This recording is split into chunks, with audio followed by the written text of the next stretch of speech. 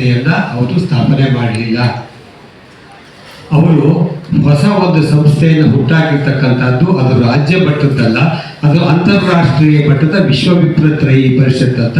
ಅದು ಕೇವಲ ಪದವಿಗೋಸ್ಕರ ಅಲ್ಲ, ಅದನ್ನು ಏನಿದ್ರು ಕೂಡ ವಿಪ್ರ ಸಮಾಜದ ಸೇವೆಗಾಗಿ ಮಾಡ್ತಕ್ಕಂಥ ಒಂದು ಇದನ್ನು ಈಗ 3 ವರ್ಷಗಳ ಕಾಲದಿಂದ ವಿಪ್ರರ ಸೇವೆಯನ್ನು ಹಲವಾರು ರೀತಿಯಲ್ಲಿ ಮಾಡ್ಕೊಂಡು ಬಂದಿದ್ದಾರೆ. ಹಾಗಾಗಿ ನಾವು ಜೊತೆಗೆ ನಮ್ಮ ಪ್ರಮುಖವಾದಂಥ ಉದ್ದೇಶಗಳೇನು, ಒಂದು ಬ್ರಾಹ್ಮಣ ಸಂಘಟನೆಯ ಉದ್ದೇಶ ಏನು ಅಂದರೆ ಸಂಘಟನೆ ಮಾಡ್ತಕ್ಕಂಥದ್ದು, ಹಲವಾರು ಗುಂಪುಗಳು ಹಲವಾರು ಪಂಗಡಗಳಿರ್ತಕ್ಕಂಥ ಬ್ರಾಹ್ಮಣರನ್ನು ಒಟ್ಟಾಗಿ ತೆಗೆದುಕೊಂಡು ಹೋಗ್ತಕ್ಕಂಥ ಒಂದು ಉದ್ದೇಶಕ್ಕೋಸ್ಕರ ಒಂದು ಸಂಘಟನೆಯನ್ನು ಮಾಡಿಕೊಂಡು ಆ ಮೂಲಕ. ನಾನು ಎಸ್ ರಘುನಾಥ್, ನಾನು ಬೆಂಗಳೂರಿನ ರಾಜಾಜಿನಗರದ ನಿವಾಸಿ. ನಾನು ಅಖಿಲ ಕರ್ನಾಟಕ ಬ್ರಾಹ್ಮಣ ಮಹಾಸಭಾದ ಅಧ್ಯಕ್ಷ ಸ್ಥಾನದ ಚುನಾವಣೆಗೆ ಸ್ಪರ್ಧೆ ಮಾಡ್ತಾ ಇದ್ದೀನಿ. ಈ ಹಿಂದೆ ಕೂಡ ನಡೆದಂಥ ಅಧ್ಯಕ್ಷ ಸ್ಥಾನದ ಚುನಾವಣೆ ಡಿಸೆಂಬರ್ 2021 ನಡೆಯಿತು.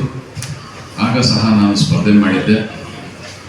ಆಗ ನಾನು ಸುಮಾರು 455 ಮತಗಳ ಅಂತರದಲ್ಲಿ ಅವತ್ತು ಸೋಲು ಕಂಡಿದ್ದೆ.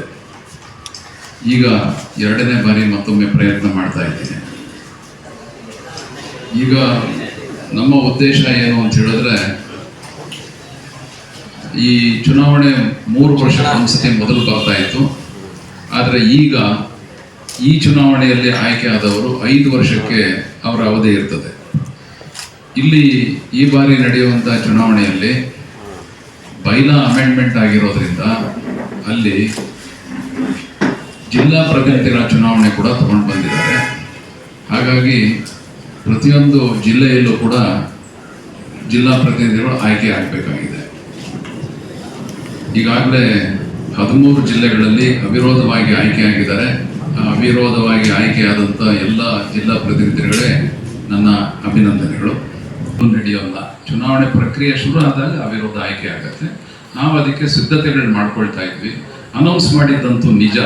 ಆಫೀಸ್ಗೆ ಹೋಗಿದ್ದೀವಿ, ಎಷ್ಟು ಸತಿ ಅವ್ರ ಸೆಕ್ರೆಟರಿನ ಭೇಟಿ ಮಾಡಿದ್ದೀವಿ, ಯಾವ ರೀತಿಯಲ್ಲಿ ಈ ಚುನಾವಣೆ ನಡೆಯೋಕ್ಕೆ ಸಪೋರ್ಟ್ ಮಾಡಿದ್ದೀವಿ ಅನ್ನೋದನ್ನ ಅವ್ರಿಗೆ ಬೇಕಾದ್ರೆ ಅವ್ರ ಹತ್ರ ಅವ್ರ ಕಚೇರಿಯಲ್ಲಿ ತಿಳ್ಕೊಂಡ್ರೆ ಒಳ್ಳೆಯದು ಅಂತ ನನಗೆ. 1000 ಹೆಚ್ಚಾಗಲಿಕ್ಕೆ ಅನುಕೂಲ ಆಗಿದೆ. ರಘುನಾಥ್ ಅವರಿಗೆ ನನ್ನ ಸಂಪೂರ್ಣ ಇಡೀ ರಾಜ್ಯದ ಎಲ್ಲ ನನ್ನ ಜೊತೆ ಇದ್ದಂಥ ಮುಖಂಡರುಗಳು, ಸದಸ್ಯರುಗಳು, ಬಂಧುಗಳು ಮತ್ತು ಅರ್ಹ ಮತದಾರರನ್ನ ಇವತ್ತು ಅವ್ರ ಜೊತೆಯಲ್ಲಿ ಕೆಲಸ ಮಾಡಲಿಕ್ಕೆ ಬಿಟ್ಟು ಅವರು ಇವತ್ತಿನ ದಿವಸ ಅಧ್ಯಕ್ಷರಾಗಬೇಕು ಅನ್ನತಕ್ಕಂಥ ಒಂದು ಮನದಾಸೆಯಿಂದ ನಾನು ಅವರಿಗೆ ಸಂಪೂರ್ಣವಾಗಿ ನಾನು ಅವ್ರಿಗೆ ಬೆಂಬಲವನ್ನು ಕೊಡ್ತಾ ಇದ್ದೀನಿ.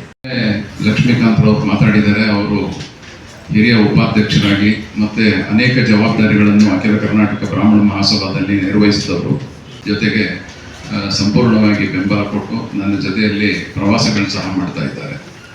ಡಾಕ್ಟರ್ PNV ಸುಬ್ರಹ್ಮಣ್ಯ ಕುಟುಂಬದವರು ನನಗೆ ಸಂಪೂರ್ಣವಾಗಿ ಬೆಂಬಲವನ್ನು ಘೋಷಣೆ ಮಾಡಿದ್ದಾರೆ. ಹೆಚ್ಚಾಗ್ತಾ ಇದೆ. CVL ಶಾಸ್ತ್ರಿ ಮಗನಾದ ನಾಗೇಂದ್ರ ಅವರು ಕೂಡ ನನಗೆ ಸಪೋರ್ಟ್ ಮಾಡಿದ್ದಾರೆ. ಹಾಗಾಗಿ ನಮ್ಮ ಶಕ್ತಿ ಹೆಚ್ಚಾಗ್ತಾ ಇದೆ.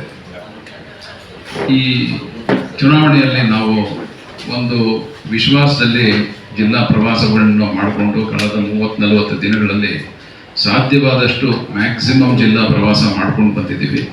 ಎಲ್ಲ ಕಡೆ ಉತ್ತಮವಾದಂಥ ವಾತಾವರಣ ಇದೆ. ನಾವು ಈ ಬಾರಿ ಜಯಗಳಿಸ್ತೀವಿ ಅನ್ನುವಂಥ ವಿಶ್ವಾಸ ಇದೆ. ಇಳ್ಕೊಳ್ಳೋಕೆ ವ್ಯವಸ್ಥೆ ಇಲ್ಲ, ಏನಾದರೂ ಒಂದು ವಿಶ್ರಾಂತಿ ಭವನ ಮಾಡಬೇಕಲ್ಲ ಅಂತ ಕೂಡ ಕೇಳಿದ್ದಾರೆ. ಹಾಗಾಗಿ ಆ ವಿಶ್ರಾಂತಿ ಭವನ ಕೂಡ ಸ್ಥಾಪನೆ ಮಾಡಬೇಕು, ನಿರ್ಮಾಣ ಮಾಡಬೇಕು. ಹೀಗೆ ನಮ್ಮ ಒಂದು ಯೋಜನೆಗಳಿದೆ. ಜೊತೆಗೆ ಕೇಂದ್ರ ಸರ್ಕಾರದಲ್ಲಿ EWS ಈ ರಿಸರ್ವೇಷನ್ 10% ಕೊಟ್ಟಿದ್ದಾರೆ. ಅದು ಇನ್ನೂ ಬ್ರಾಹ್ಮಣ ಸಮುದಾಯಕ್ಕೆ ತಲುಪಿಲ್ಲ. ಅದನ್ನು ಸರ್ಕಾರದ ಜೊತೆ ಚರ್ಚೆಗಳು ನಡೆಸಿ ಅದನ್ನು ಮಾಡುವಂಥದ್ದು ಒಂದು ಯೋಜನೆ. ಜೊತೆಗೆ ಸಂವಿಧಾನಾತ್ಮಕವಾಗಿ ನಮ್ಮ ಬ್ರಾಹ್ಮಣರಿಗೆ ಈ ಜಾತಿ ಪ್ರಮಾಣ ಪತ್ರ ಸಿಗ್ತಾ ಇಲ್ಲ.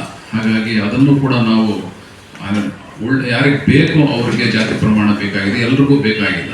ಆ ಬೇಕಾದಂಥವ್ರಿಗೆ ಕೂಡ ಆ ಜಾತಿ ಪ್ರಮಾಣ ಕೊಡಿಸ್ಬೇಕು ಸರ್ಕಾರದಿಂದ ಅನ್ನುವಂಥ ಒಂದಷ್ಟು ಯೋಜನೆಗಳಿದೆ. ಹೀಗೆ ನಮ್ಮ 10 ಹಲವು ಯೋಜನೆಗಳನ್ನು ಹಾಕ್ಕೊಂಡು ನಾವು ಈ ಚುನಾವಣೆಯನ್ನು ಎದುರಿಸ್ತಾ ಇದ್ದೀವಿ. ನಮ್ಮ ಜೊತೆಯಲ್ಲಿ ಒಳ್ಳೆಯ ತಂಡ ಇದೆ. ಹಾಗಾಗಿ ನಾವು ನಮ್ಮ ಯೋಜನೆಯನ್ನು ಮತ್ತು ಜನಸಂಪರ್ಕದಿಂದ ಈ ಬಾರಿ 45,000 ಇದ್ದಂಥ ಸದಸ್ಯರು 60,750 ಆಗಿದೆ. 66,750 ಆಗಿದೆ. ಇದರಲ್ಲಿ ಸುಮಾರು 34,500 ಬೆಂಗಳೂರಿನವರೇ ಇರ್ತಾರೆ. ಇನ್ನು ಉಳಿದಂತೆ ಎಲ್ಲ ಕಡೆಗಳಲ್ಲೂ ಕೂಡ ಸೇರಿದ್ರೆ, ಇಡೀ ಕರ್ನಾಟಕ ಜಿಲ್ಲೆ ಸೇರಿದ್ರೆ ಒಂದು 32,000 ಬರುತ್ತೆ. ಈ ಜಿಲ್ಲಾ ಪ್ರತಿನಿಧಿಗಳ ಚುನಾವಣೆಯಲ್ಲಿ ಬೆಂಗಳೂರು ಒಂದು ಸ್ವಲ್ಪ ವಿಶಿಷ್ಟನೂ ಆಗಿದೆ. ಯಾಕೆ ಅಂದರೆ ಬೆಂಗಳೂರು ನಗರ ಜಿಲ್ಲೆ ಅಂತ ಏನಿದೆ ಅಥವಾ ಬೆಂಗಳೂರು ಜಿಲ್ಲೆ ಅಂತ ಏನಿದೆ ಅದನ್ನು 3 ಭಾಗವಾಗಿ ವಿಂಗಡಿಸಿದ್ದಾರೆ. ಪಾರ್ಲಿಮೆಂಟ್ರಿ ಕ್ಷೇತ್ರದ ಆಧಾರದ ಮೇಲೆ Bengaluru south, Bengaluru central, Bengaluru north ಅಂತ ಹೇಳಿ ಕೂಡ ಅವರಿಗೆ ಸಂಪೂರ್ಣವಾಗಿ ಸಹಕಾರ ಕೊಟ್ಟು ಈ ಚುನಾವಣೆ ನಡೆಸೋದಕ್ಕೆ ನಾವು ಅವಕಾಶ ಮಾಡಿಕೊಟ್ಟಿದ್ದೀವಿ.